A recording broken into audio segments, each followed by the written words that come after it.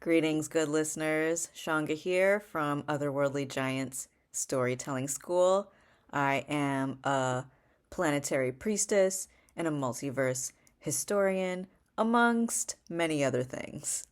Welcome to the Ancestors Writers Room, where we connect the big movements to the small things.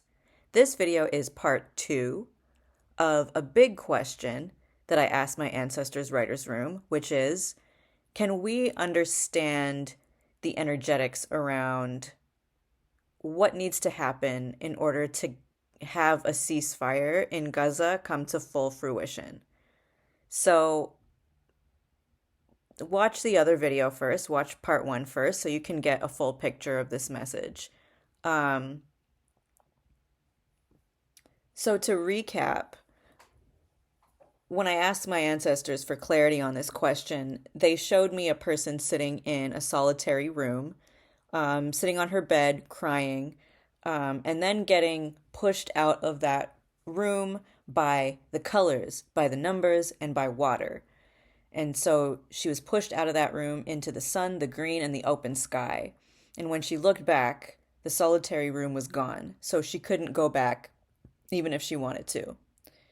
And then we had two animals show up, the eagle and the big black cat, which could be either a jaguar or panther. And those two animals were right in front of our face, looking straight at us and saying, "You." So in the other video, we talked about that first image and how this is like really about this moment we are being called into, being called forward into our aliveness, and our precise revolutionary purpose on this planet. It's calling us out of our comfort zone, the ones that you already knew weren't working for you. It's even detaching a lot of us from like old paradigms of what activism does and doesn't look like for you anymore. It's listening to your inner truth. It's taking action on it, even if that goes against some grains. It's about taking charge of your inner leadership. Now, in this video, I want to talk about the big cat. So, and the significance of why this big cat is showing up and pointing to you and saying you. Now, for me, who this ancestor is for me, this big cat, is really who I regard as the old soul, an old one. So, okay, I want us to understand something that a lot of us already know, but the freedom movements that we are seeing come through our personal lives and also globally have been a long time coming. Whew! Ain't that the truth? Last video, we talked about the sadness that descended upon the universe. That lasted for such a long time that we just got used to it and we made homes within this sadness. For generations and generations, activists and freedom fighters, we never stopped fighting. But something happened along the way. We forgot. We forgot that we were going to win. We forgot that one day that time would come. Like, sure, we never stopped demanding it. We built our lives around fighting it and surviving it for generations, but at some point, like psychologically, a belief got buried in there saying that that was all that we were ever going to do. Fight and survive, fight and survive. Now, the last 15 years has seen a huge surge in healing, in magic, in quantum reality, deep underworld journeying, celestial wisdom. Many of us have answered the call of our healing, and we have gone through the muck duck to heal ourselves and our lineages. This was all in preparation for the moment that time itself would blow open into the fourth dimension. Different topic.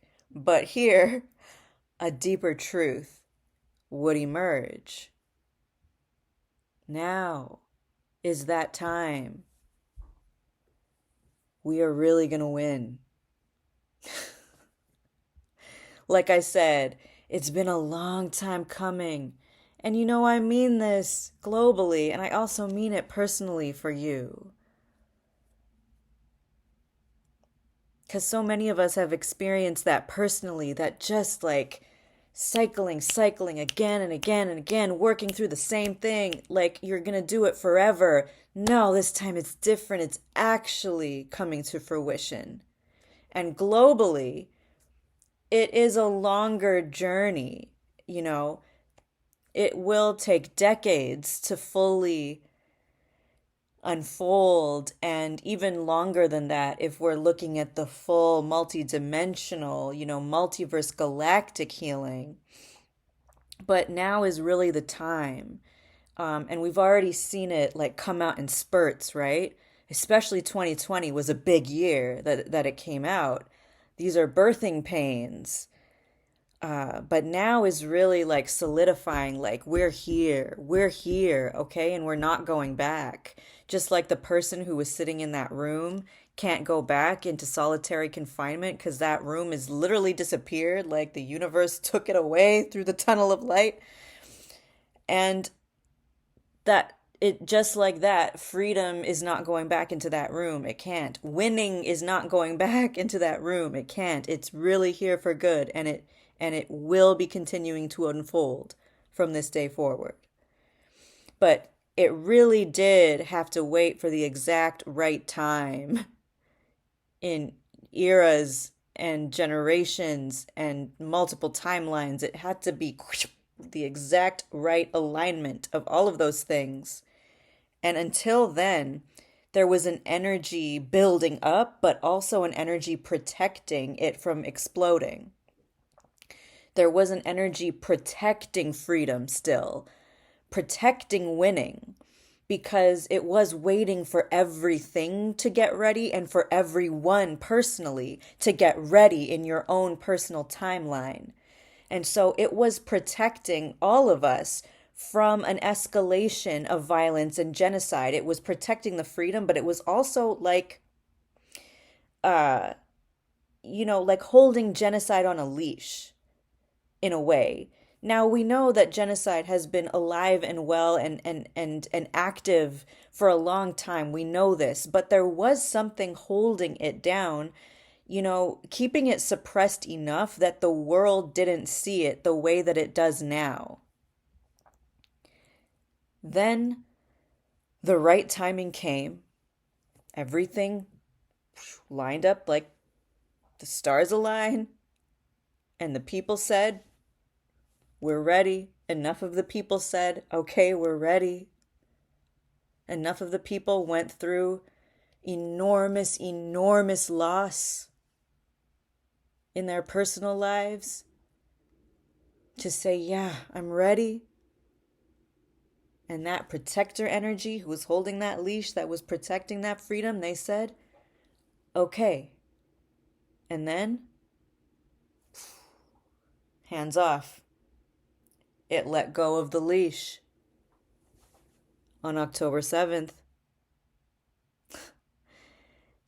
And then genocide really erupted. Like I said, that genocide isn't new. What's been happening to the Palestinian people isn't new. The ethnic cleansing has been happening for decades, but now what we're seeing is like it's different, and we know it because now the truth of what was been happening for a long time is finally out in the open, and it's really showing its true colors in terms of what it is really capable of and what it has been doing. But at the same time, this spirit of winning is now free to come out into the world in full fruition, in full force. And that's who this old soul is. That's what the big cat represents. Older ancestors, elders of elders. Remember, for so many generations, revolutionaries just had to fight and be martyred. And yeah, we made some really big wins along the way, but this time it's truly different. We are really dismantling this war machine at its galactic roots. These old ancestors, old ones, old souls, they have strategy, guidance, knowledge, experience, mastery that we haven't been in touch with for so long, and that some of our younger ancestors don't have in the same way. These old ones are coming home to us now. They're new and we're fumbling in this new relationship, but we also remember them deep in our bones. They're extending their hands to us in friendship, asking us to remember them and remember ourselves. Remember that we do know how to do this, how to step up to the task and win, even if that is completely unprecedented. And we have to be very inventive and imaginative and grounded and connected. But that's what it means for the old soul to point at each of us in our personal lives and say collectively, you. I remember you, my friend. Do you remember yourself? Lineage healing is so important at this moment. An example of how powerful it is, let's talk about the contract with Puma, the company. Now, as many of you know, the BDS campaign has been boycotting the company Puma for years for its complicity in genocide. And if you don't know about that, you can Google BDS and look it up. But for me, these big cats, including the puma, they're such important ancestors that I work with. The feline lineage is one of my closest companions. And this whole year, I had really been struggling to get free of something, and I couldn't quite figure out all the layers of how complicated it was. And I realized that I was experiencing the puma's struggle, the puma as ancestor, to get free of this contract. I was experiencing the puma's heartache and rage and despair of being tied to genocide in this way. So what we do when we as revolutionary healers commit to our lineage healing, to dismantling these old, energetic, ancestral, and soul contracts that keep us tied to the conditionings of supremacy, capitalism, and whatnot, when we free ourselves from that, we are also divesting and boycotting. We are putting energetic pressure on these genocidal contracts to dismantle themselves. I want us to understand how connected this is. Now, in my next videos, I'm going to be talking more about energetic activism and lineage storytelling and why that is such an important realm of activism that we need to uplift and learn more about and build community around. It needs to be held differently than other kinds of activism. So I'm going to be sharing more videos about that, and all of that is to lead up to an online gathering that I'm hosting on New Year's Eve afternoon at 3:30 p.m. Eastern Time. It's called Storytime with the Transcestors, and it's a masterclass on lineage healing and energetic activism. And it's going to be a beautiful, loving space. We'll get into these topics even more, and we will ring in the new year together, grounding in the love, peace, and worthiness of what we require for our life and the life on the planet, including an immediate ceasefire. So check out the link if you'd like to attend and register if you would. It's free to register, but you have to put your email in so we can send you the Zoom link. So that's coming up December 31st. Hope to see you there. And at the event, I'm going to be sharing more about the 2-month ancestor apprenticeship that I'm hosting in February and March. So all of that is linky linked below. I will see you in the next video.